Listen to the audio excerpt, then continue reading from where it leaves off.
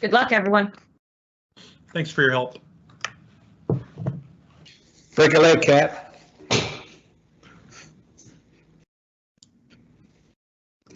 Hello, everyone. We're glad you're able to join us again tonight.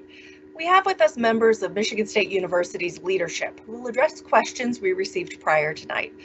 We'll also address questions from the Q&A should time allow. First, some housekeeping items. For attendees who'd like captioning in a different language, please select Settings, choose Captions, Subtitles, and select your desired language. Questions may be submitted via the Q&A. We'll address questions from there as time allows. We're recording the session, and we'll share it on our parents.msu.edu webpage, on the MSU Student Affairs and Services website. I'm Kat Cooper, and I'll serve as your moderator tonight. Joining us are Venny Gore, the Senior Vice President for Student Life and Engagement, Dr. David Wisemantel, our University Physician, Dr. Mark Largent, Associate Provost for Undergraduate Education, and Dr. Alan Shaw, Assistant Vice President for Student Involvement and Leadership.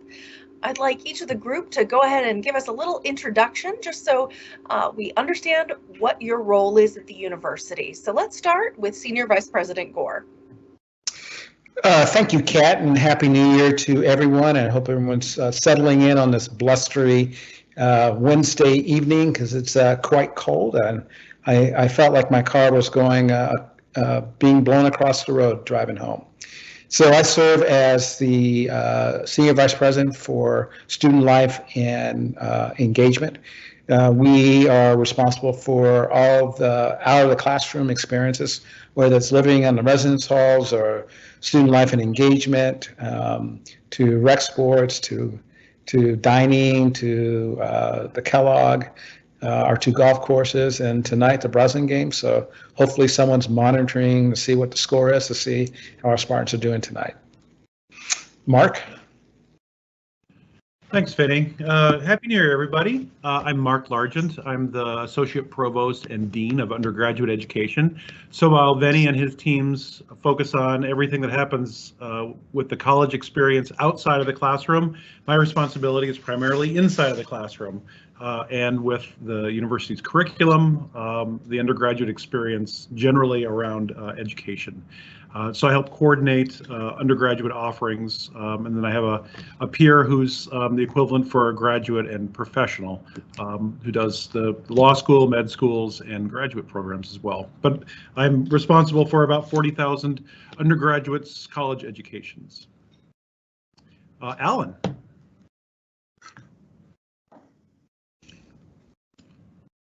Good evening, everybody. I'm Alan Shaw, you see him pronouns, and really work with our 1,000 registered student organizations as well as student governments, programming outside the classroom and some in, as well as Venny talked about, rec sports and other opportunities for students to be involved on campus, whether it's internships, jobs, etc. So we are excited to have you here with us. And Dave Wisemantel, I'll turn it over to you. Thanks, Alan, and welcome to everyone. And I agree with Venny, it is getting cold and colder tonight, so at least here in East Lansing. So I'm Dave Wisemantel, and I serve as the University Physician and Executive Director of Student Health and Wellness, which really means that I have a lot of input and a lot of understanding of where we sit with the pandemic and what our options are, and especially what our student options are for our various medical programs and testing and many things pandemic at this point. So, and back to Kat at this point. Thank you, Dave, for that, kicking it back to me. The question of the night really is around the 3 weeks of virtual learning that the university announced last week. Dr. Wisemantel, can you give us some perspective on what's going on in the pandemic right now, especially here in Ingham County, here in Michigan, that would lead to us being concerned about the next 3 weeks? Yeah, I mean, when we looked at things, especially with this new Omicron variant, we knew that it was highly transmissible and actually had quite a bit of evidence from the state of New York and a couple of other countries, such as the UK, knowing that we could expect some significantly higher transmission and COVID numbers for our community. And that is exactly, now it's been, I think, probably 7 or 10 days since we announced that. And this is exactly what we're experiencing now with the state of Michigan having basically 100% increase in cases over the past week or two. The same for Ingham County, the county in which MSU sits, seeing significant increases of cases. Likewise, within our own university community, even without many or most of our 50,000 students being on campus right now, we are experiencing the highest COVID numbers that we've seen at any time in the pandemic, even without the students being here yet.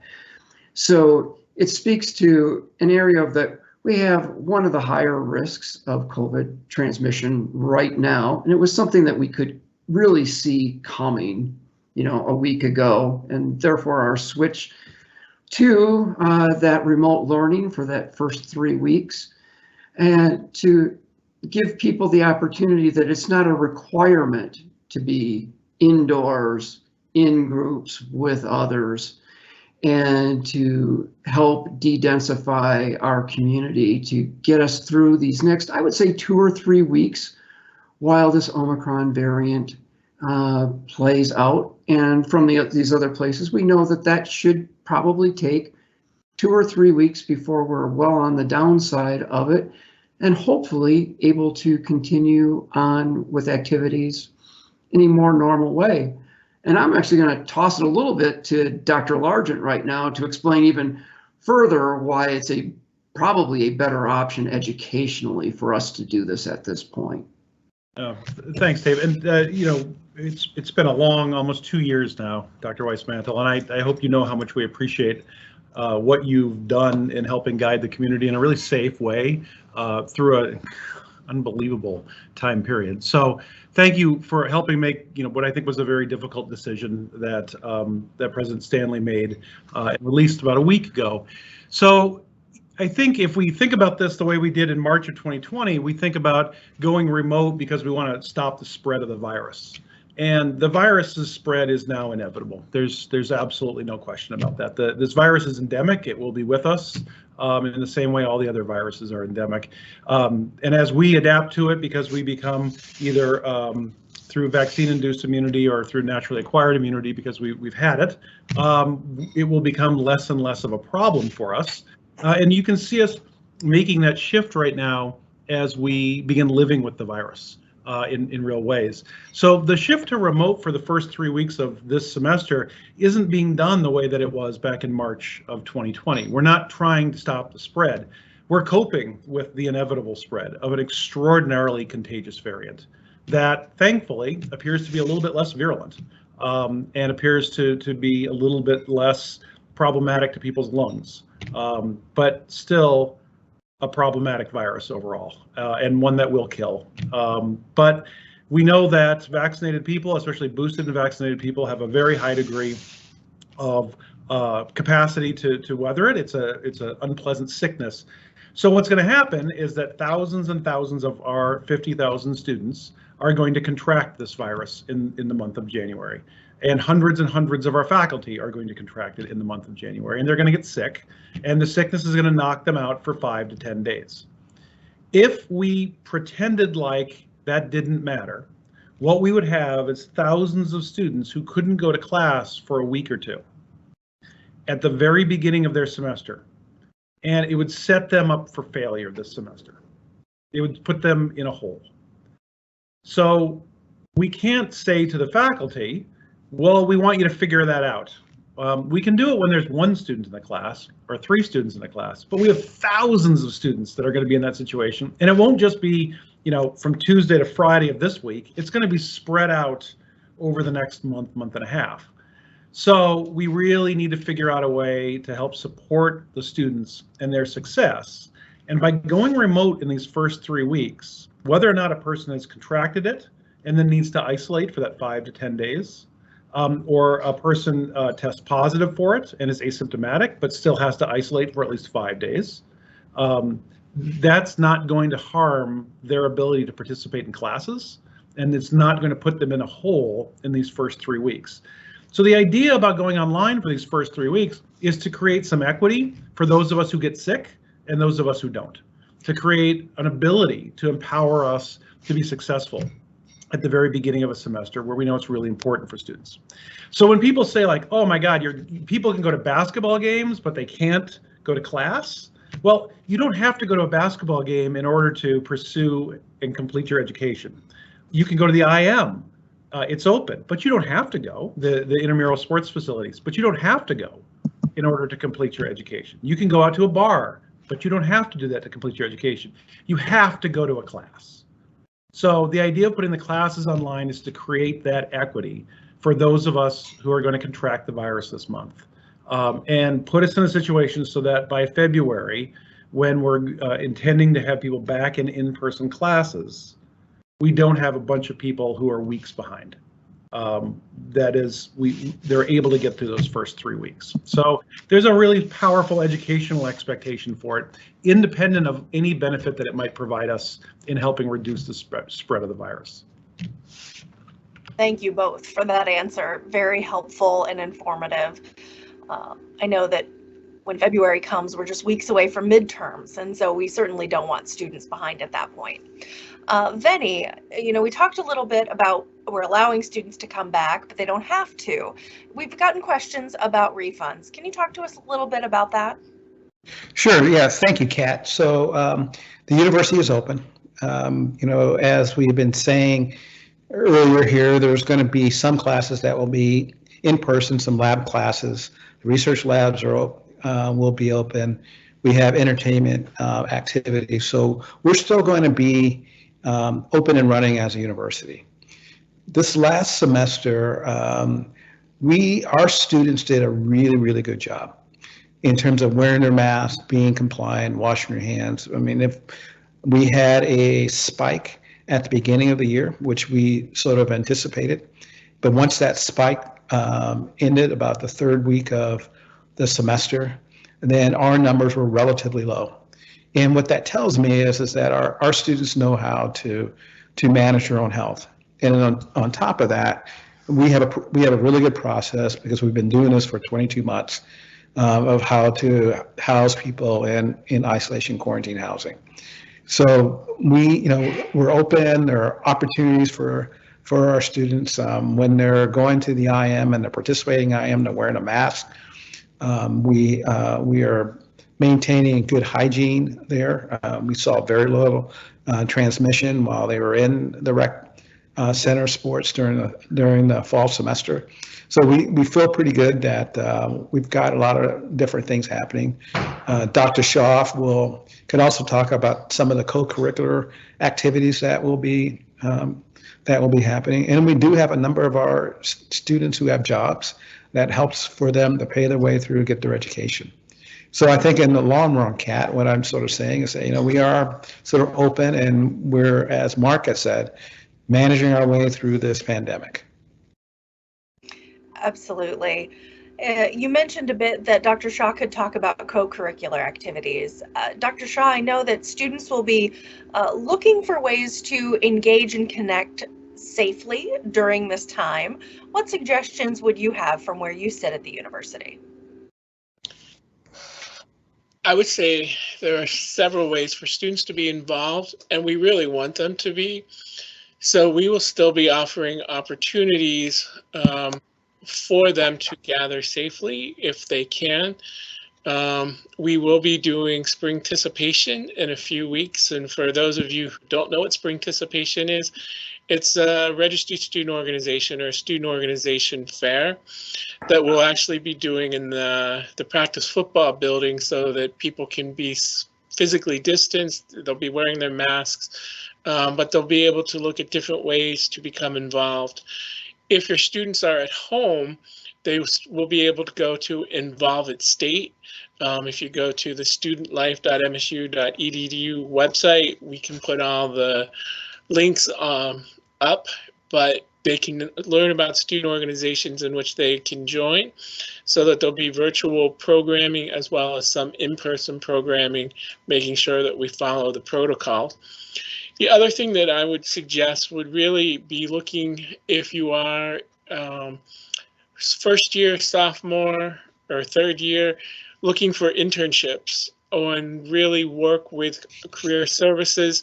We have counselors embedded in all the different colleges. So really looking at paid and unpaid internships for their future to explore what it is that they want to do, putting theory into practice. And then for the seniors to be able to attend the different career fairs, whether they will all be in person or virtual is being worked out at this point.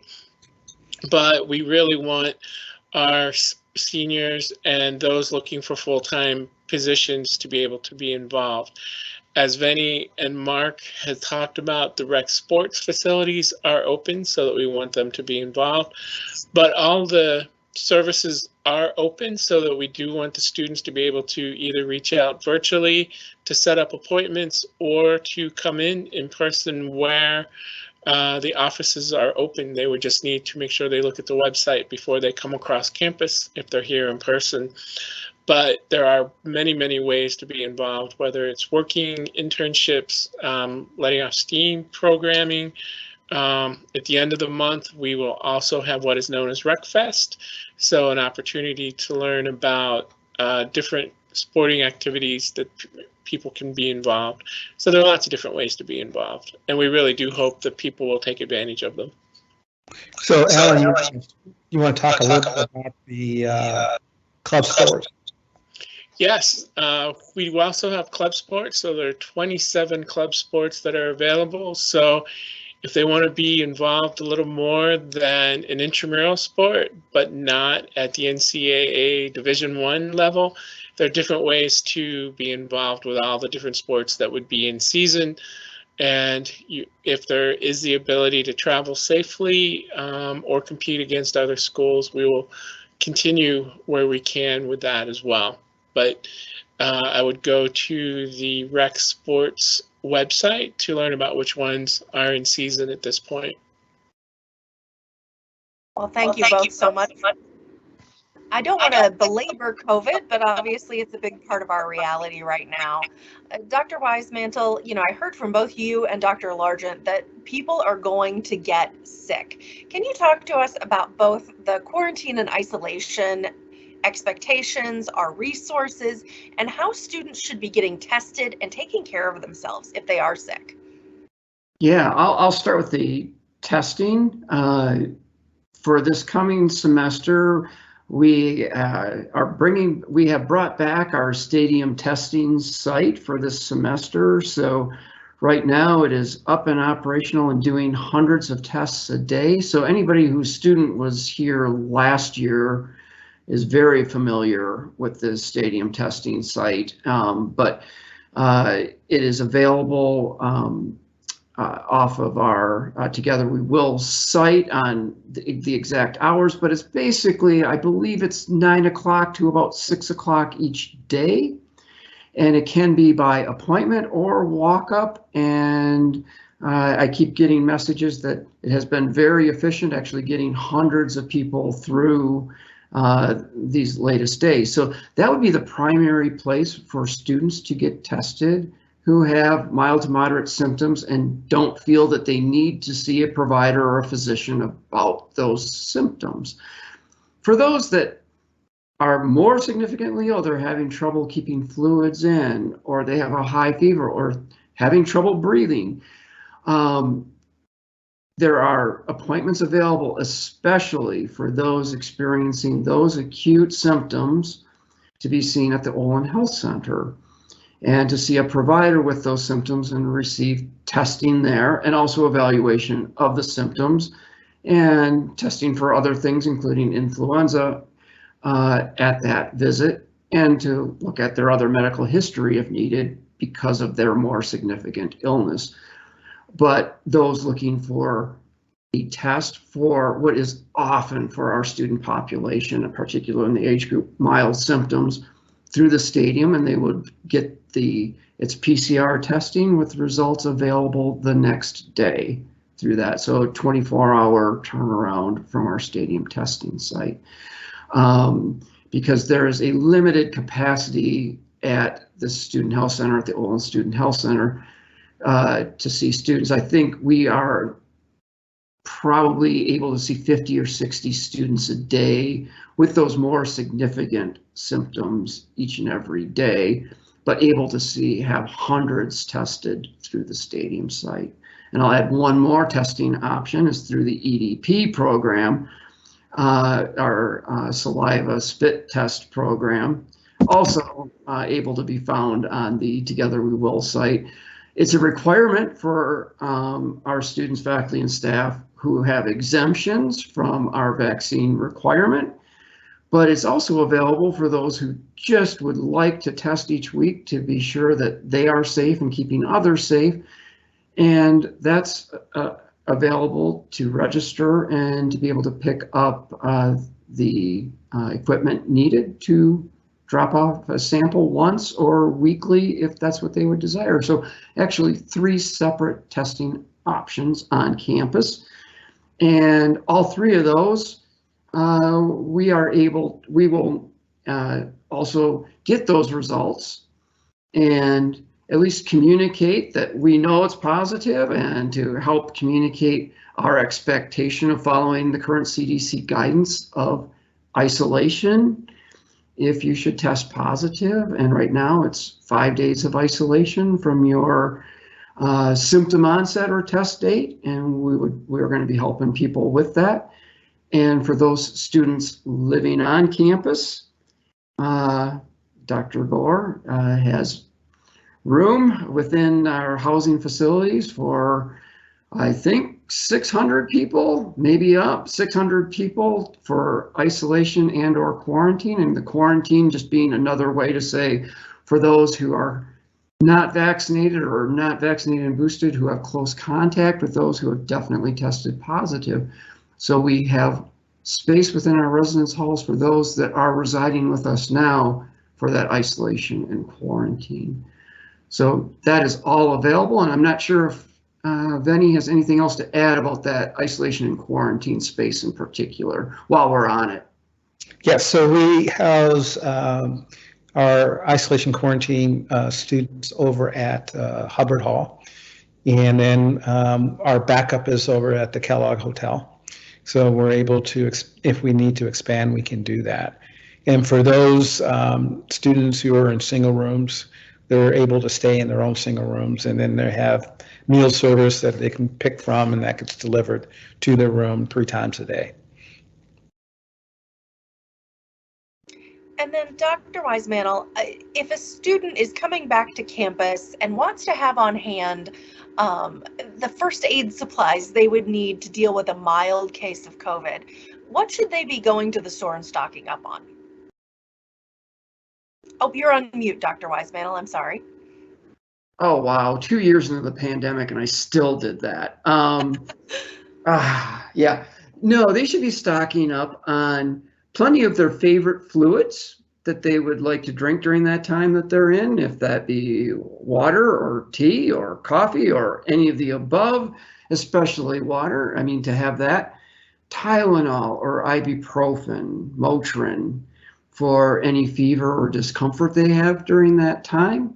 And if they happen to have a cough, or somebody that's prone to more coughing, a lot of people with COVID experience some cough, a cough suppressant such as Robitussin would not be a bad idea.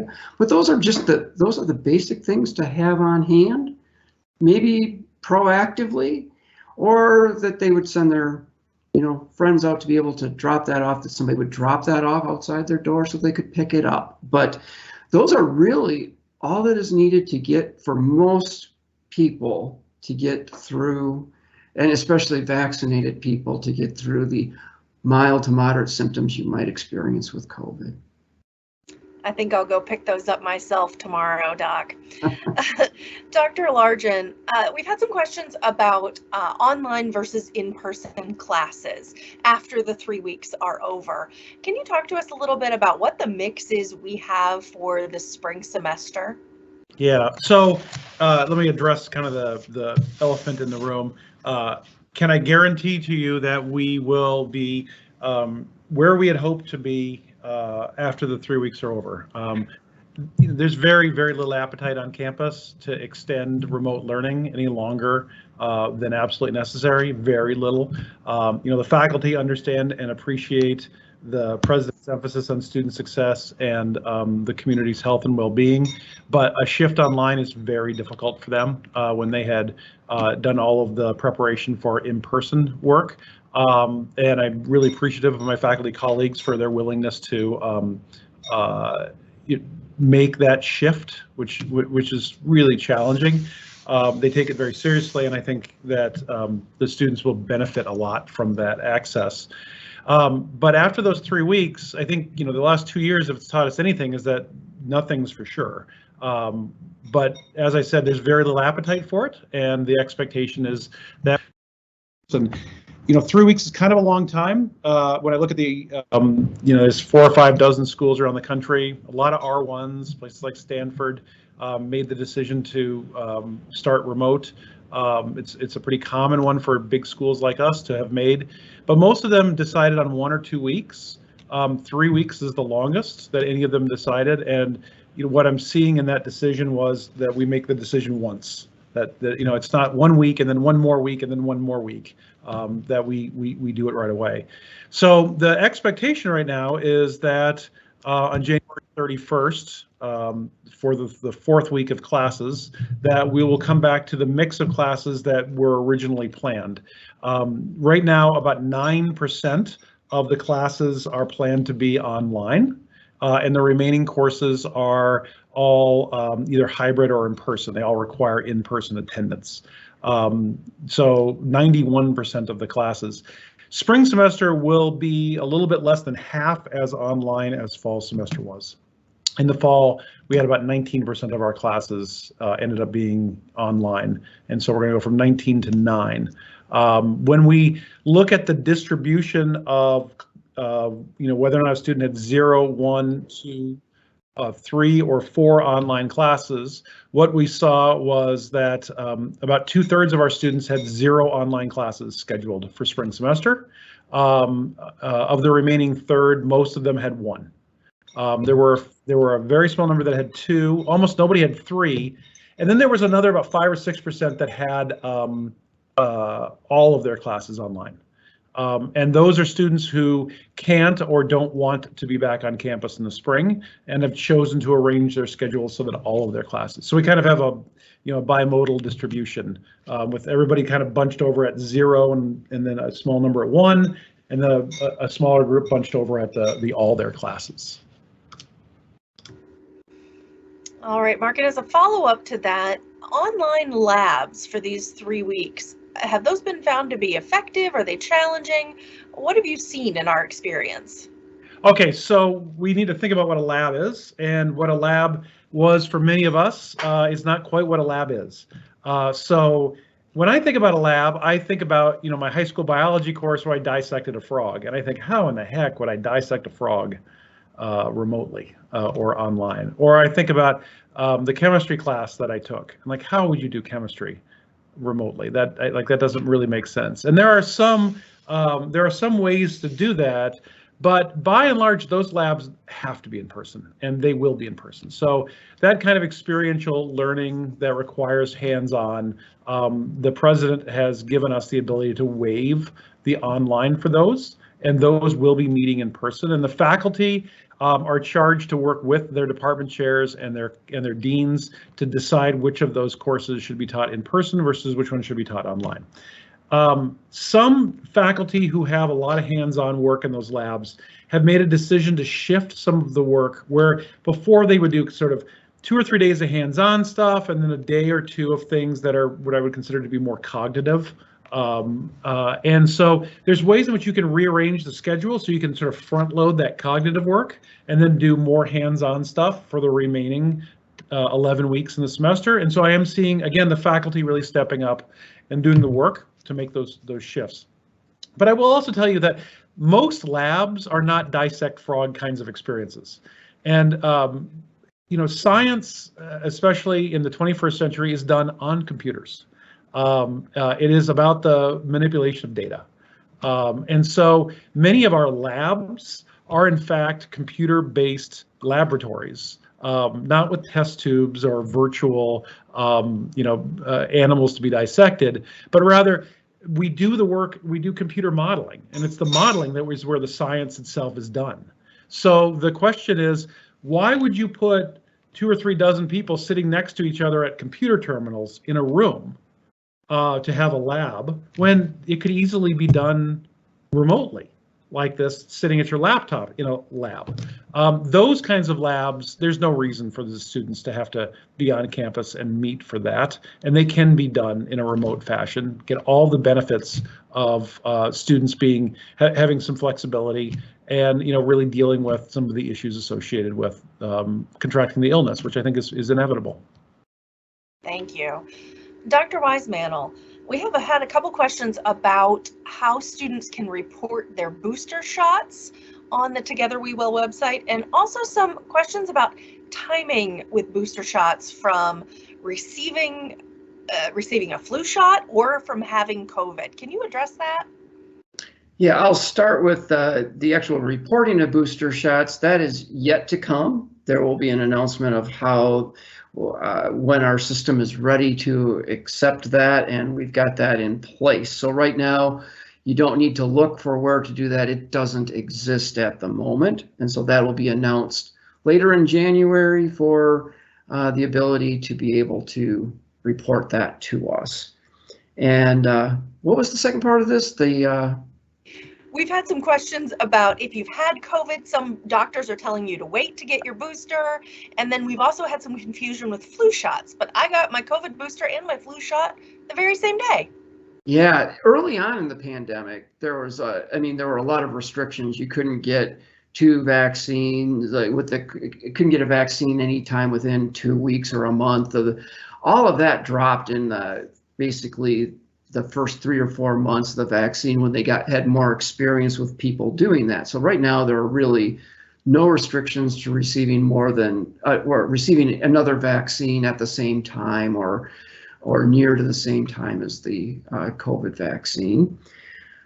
For those that have recently had COVID, the actual my advice and the CDC recommendation is you are eligible to receive any COVID vaccine, including a booster vaccination, once you are out of isolation from that illness. So if you fall ill with COVID, test positive, right now it would be at the minimum 5 days, but once you are out and able to interact in public again, you are eligible to receive the vaccine again. So it's just simply that once you are told to isolate at home, no, that's not the time to get it, but any time after that is fine. And yes, there are, earlier on, there were 30 days, 90 days, and there are people saying that still, but the actual recommendations in our experience is it is safe to do almost immediately after the illness and you're released from isolation. Thank you, Doc. Yep. Dr. Largent, what about consequences for students who don't get their booster or don't fill out their exemption requests or any of those things?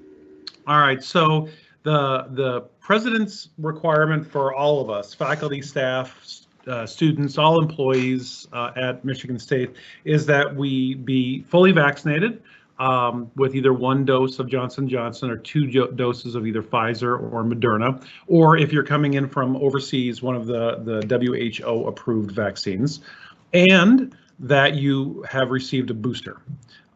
So last semester we spent in the compliance to sort of fall into my office, we spent a great deal of time making sure that everybody not only got vaccinated, but also got the paperwork done to demonstrate that they'd been vaccinated. So to go in and to attest as to their vaccination and to provide the vaccination dates and type.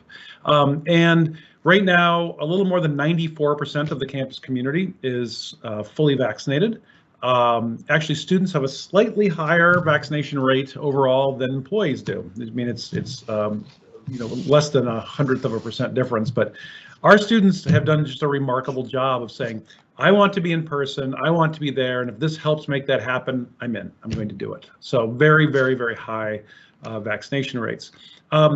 Not quite as high, close, but not quite as high a rate of filling out the darn paperwork. So going online, doing that form. So, I mean, my inbox probably looks like your inbox probably looks like students' inboxes, where it's just like easy to overlook the kind of nagging, you need to go do this emails.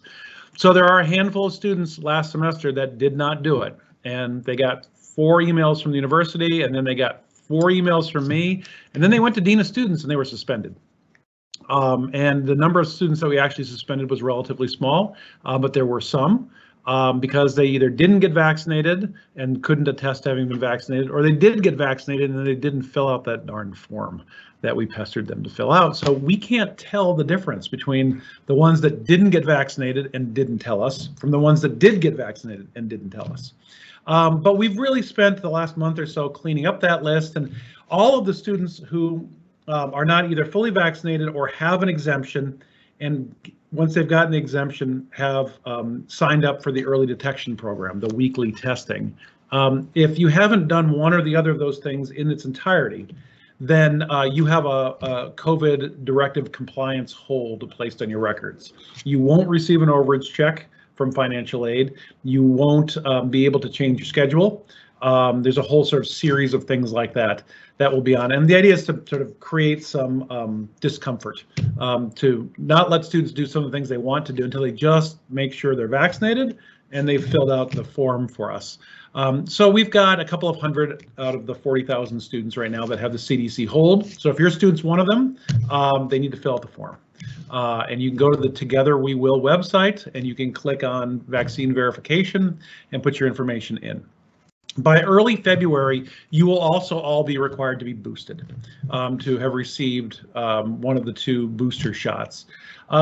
Booster appointments inside of the Lansing area right now are running between 10 days and 20 days out, meaning that to get an appointment in most places, they're 10 to 20 days out. So they're right now pushing close to the last week of January.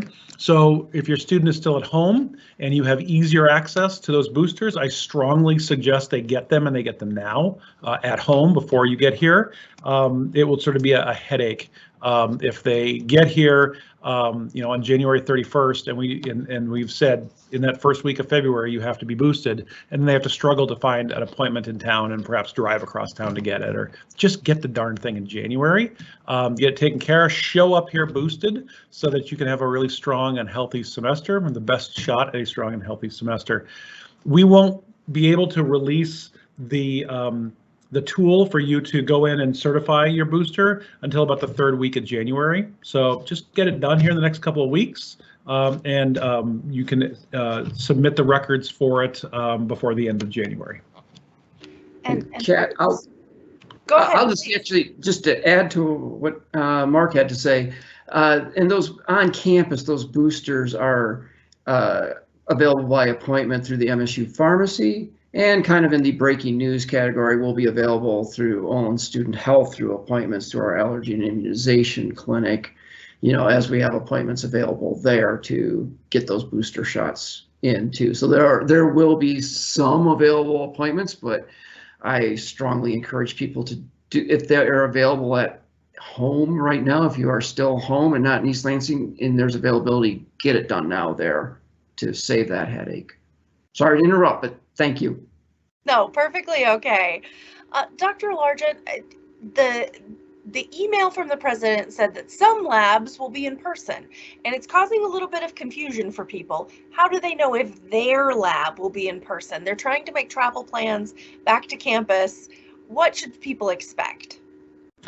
Well, your faculty members have the discretion of asking for the class to be taught in person because they do not believe that it can be that they can effectively reach the class's intended learning outcomes in that with 3 weeks of remote. I think there's going to be a relatively small number of classes that the faculty cannot reconfigure to meet their learning outcomes with 3 weeks of remote beforehand. And as I said, the faculty have been doing what I think is a pretty heroic job of making those shifts so that students have the option of coming to campus or coming or staying home and being able to learn in either space and set themselves up to be successful in February. For those classes that will need in-person attendance, the faculty are reaching out to their students through D2L and through the student email. If you've got a question about any of your classes, you should email your faculty member. But if you haven't heard from them, it's because they're not one of the relatively rare courses that need in-person attendance. Thank you. Senior Vice President Gore, I know everyone's mental health is impacted by everything that's going on. I'll say mine included, and we know our students are impacted. What resources do we have in place to help students get through this? Yeah, so that's a really good question, Kat. And we saw an uptick in mental health issues, anxiety, low depression, and so our staff works really closely with students. Whether that be with Dr. Weismel, he has a staff of counselors and psychiatrists, and there are various number of group sessions together, telehealth. But I think my main message is that we want to make sure that students reach out if they need help. There many times their faculty member or their RA or a staff person is there to help, to listen, and to make the referral. So I think that's one of the critical things. And one of the things that we are seeing in this generation of students is just a willingness to reach out and say, I need help with my mental health. The other good thing about that, Dr. Weismel would also say that being physically active and eating well also helps with your mental health. And that's something that I think is critically important, especially when the days are short and they're cold outside, and it makes it harder to get out and exercise. But doing that is critical for just sort of balancing one's well-being. So you talked just a little bit there about eating and nourishing your body. We've had some questions about our dining program in the spring and what changes we might see or return to full service. Can you tell us a little more about that? Oh, absolutely. So we are returning to full service. We will have Landon and Shaw open as we have had earlier on in the semester. We've been fortunate that we've seen staffing get better. It's, I think we're all experiencing, if you read the paper, the Great Resignation, a number of people who have taken different jobs or moved jobs or decided to retire. And that put a lot of pressure on us. But our staff has been working really diligently to make sure that we're meeting our students' needs while they're on campus. Thank you. Now let's turn to the 2-year live-on requirement. We got questions on both sides of this argument. We got questions from upper class parents talking about their student who would like to return to campus, and we got questions from parents of students who are going to be sophomores next year and would prefer to live off. Venny, can you tell us a little bit more about how the decision is made and the benefits of the second-year live-on requirement for those second-year students? Yeah, absolutely. So for about 7 years, Mark and I and our team we spent a lot of time studying the data, and we watched cohorts of students. And what we found in it, and I'm going to be simplistic, and I'm sure Mark would be able to sort of step in. What we found is that we have a lot of support systems for our freshman students. There are cohorts of students that when the sophomore year comes, especially when they move out, when we hold whole GPA, we see the non-cognitive factors that come in that impact success for graduation and dropout. So it's real clear to us through the data that we've been seeing that it's important for our students to live on their second year. And so we also recognize that fraternity and sorority life is also another opportunity for students to get somewhat of a similar experience they would get in the residence halls. And we're currently, each one of the fraternity and sorority houses are going through an application which they can apply to have sophomores move to live in their houses. There's roughly, that community is roughly about 5,000 students from their sophomore to senior year. And there'll be a cohort of those students that will be, who are sophomores, who will get the ability to move into those houses.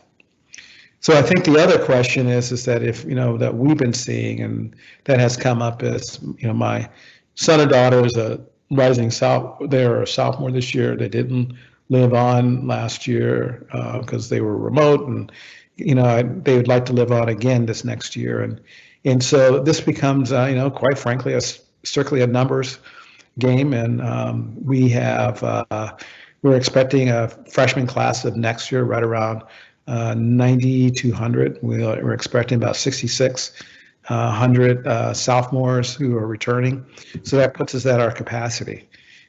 Should we, as we get to having better numbers of what those two are looking at, we will look at offering a waiting list so that when we have spaces for those students who are going to be upper class that want to live on campus, we'd be able to offer them a space. Thank you, Vinny. Mark, anything you wanted to add about the academic benefits of the 2-year live on? Yeah, so, Vinny and I, as Vinny said, started this some number of years ago, really looking closely at the students who chose to live on for their sophomore years and those who chose to move off. And, we're in an interesting environment because what has happened increasingly is that there's been competition for students to move off campus that has moved all the way up to the summer before students even start at MSU. They are solicited very aggressively to move off campus and told that if they don't sign leases by September or October of their freshman year, they won't have an apartment available for them for their sophomore year. And so what happens is it creates in those students a real lack of investment in living on campus because they've already signed a lease by the time they get into October. They've been here for 4 weeks, and they have to decide as a sophomore, I'm going to live with Bill and George because I'm buddies with Bill and George here in my first month of my fall semester of freshman year. And I will tell you, people grow fast in their first and second years of college. And Bill and George, they may not be the right roommates for you come next fall. And that falls apart pretty quickly. Also, the students now, they're thinking I'm living with Bill and George next fall, and they're not really committed to thinking about being in a community and living with their roommate and living on their floor and investing in the campus in that way. The other thing that, of course, happens is that when they move off campus with Bill and George and things don't go well, they have no recourse. The landlord's not going to help them find new roommates. They're not going to help them navigate around other challenges that they have. So it puts students in a pretty problematic situation, and many of them figure out how to navigate it and do just fine, but a substantial number, numbering in the thousands, don't. And so we really do have a responsibility to create an environment for our students to learn, thrive, and graduate. And that's sort of the mantra. Every single student we admit, we firmly believe, can learn, thrive, and graduate. And when we see groups of students not doing that to the same degree that the average student on campus is, we know we've got something to fix. It's our responsibility. So we can see what we call opportunity gaps among certain subgroups of students. First-gen students, for example, students who are Pell eligible, certain students of color, men lag behind women in almost every other subcategory. So first-gen men lag behind first-gen women. And so we know there's all of these different factors that lead to slightly lower than average persistence rates, and that live on in their sophomore year is one of those factors that really, really matter. And so we came to believe it was our responsibility to figure out a way in which we would compel first and second year students to live on campus because we want first and second year students to become juniors. If a student comes back to MSU for their junior year, they have a 94% chance of graduating. Those are Ivy League graduation rates. We just got to get them into their junior year. And the best way to do that is with that on-campus experience.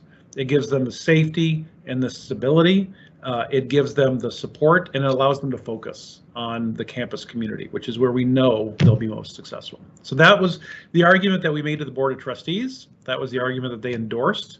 And starting with this year's first-year students, they will have a 2-year live-on requirement. And we expect to see those opportunity gaps close, and our graduation gap rate, which has gone up every single year for the last 7 years. There's no other university in the country that can say that. Every year for the last 7 years, we've seen an increase in our graduation rate. At the same time, our incoming classes continue to have the same or better incoming metrics every year. So we've got great students, and they're doing better and better and better. And we expect another leap in that with this 2-year live-on requirement. Thank you. Speaking of succeeding academically, Venny, we know that students who are going to be on campus and off campus over the next 3 weeks and taking classes maybe at the same time as a roommate might need a space to do that. Where should people be looking for spaces to engage in their online classes, to study away from their room, to get them out and about so they're not staring at the same 4 walls all the time? Oh, absolutely. You know, Kat, that's a really great question. And one of the things we have identified is that, of course, there's the library. So, you know, Mark and Dave and I are of that generation that's where we went to study, was going to the library, and that's that great connectivity there. The classrooms will also be open. So in the classroom buildings, to go find a quiet space to open up your laptop, plug in, and into do classes. There's study lounges in the residence halls. There's classrooms in the residence halls. There's the engagement centers. There's spaces. The student services building has some great spaces for students to go in and study. The MSU Union also has a number of different places. You know, our building at 1855, where our office is located, we would always see students sitting down with their cup of coffee or whatever their Starbucks beverage was, and you know, would be studying and listening or doing coursework. So that's something that we know is really critical for support for our students, and there are a lot of spaces to get out and about. Thank you. I think that's going to be really important, especially in the cold of winter. We're getting to our last few minutes here, and I want to get to a couple more questions that I know people have asked a few times. Dr. Wisemantel, there's been some questions about the safety of the booster, especially in young men. Is there anything that you can share with us? Any insight you can give us on that? Yeah, although there certainly have been reports of young men experiencing brief episodes of pericarditis, and some people becoming significantly ill with that. It is a very low number in comparison to the risks of COVID and the COVID infection. You know, much lower risks from getting the vaccine than from actually getting the illness. And that is the one thing we can know. We can't deny that there are some of these mild risks with the vaccine, as with any of the vaccines. And in the end, this is going to be one of the most studied vaccines in the shortest period of time. But overall, from what we would call a risk-benefit standpoint, much more benefit to the entire population and to an entire population of young men by getting the vaccine than sitting out the vaccine and taking more chances with significant illnesses with COVID, and especially with the booster. We've seen quite a bit more. We saw more episodes of that pericarditis, that risk in those first two.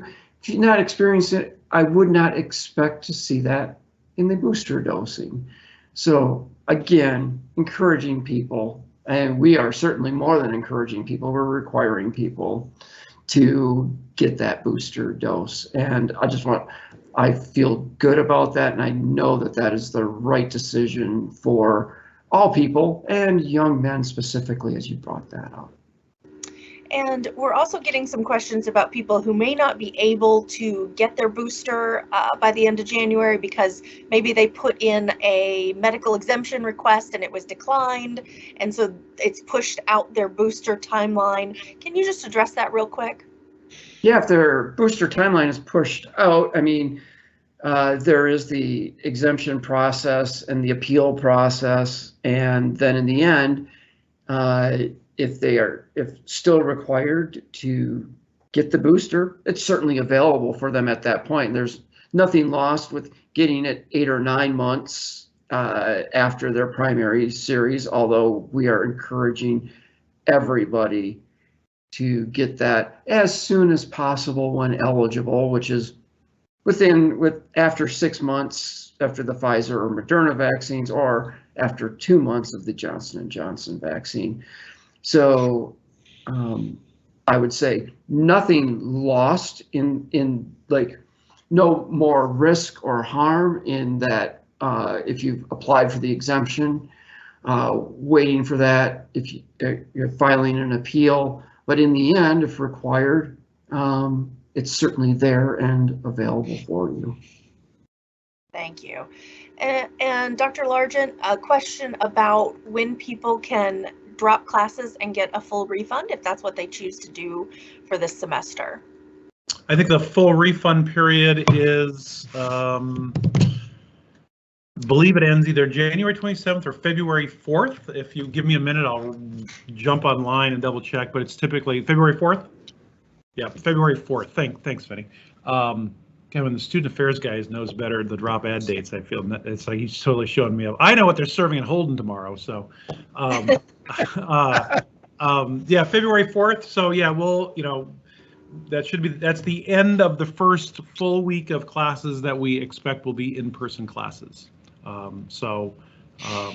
Plenty of time to help make that decision for folks. Thank you. And then one last question about the 2-year live-on requirement, Benny. People are asking about exemptions for juniors living on campus, and this is purely a space issue. Can you expound on that? Yeah, so we have a capacity of roughly about 15,500. We have some spaces offline right now for quarantine housing. So that's one of the reasons why, if you were to sort of look at our capacity, it's a little less. And so if we have a freshman class that we're anticipating to be right around 9,200, we were marked right around 9,100 this past year, somewhere around at that point. When it was all said and done, I believe we were 9,104. Yeah, 9,104. And then so we anticipate about another 6,600 of our current freshmen will be living back with us. Some of those numbers, when you're asking me, so why that is we will have some of our current freshmen that will be in fraternity sorority housing, and then we also have a number of our freshmen who live locally within commuting distance, whether that's in DeWitt or in Holt or close by, who may decide that they want to go back home and live with mom and dad. So, we've been pretty accurate over the years in terms of adjusting for it. And that's why we're at that number. All right. Thank you all so much for your time and engagement, and thank you to the 175 of you who stuck with us through this entire presentation. If you want to go back and see something that we talked about, this will be available on our website, parents.msu.edu, and we'll look forward to scheduling another one in the coming semester to address any issues that come up. Thank you again for your time and attention. We're really looking forward to seeing our students back on campus. We miss having them around when they're gone and look forward to their return. Have a good night and stay safe and go green.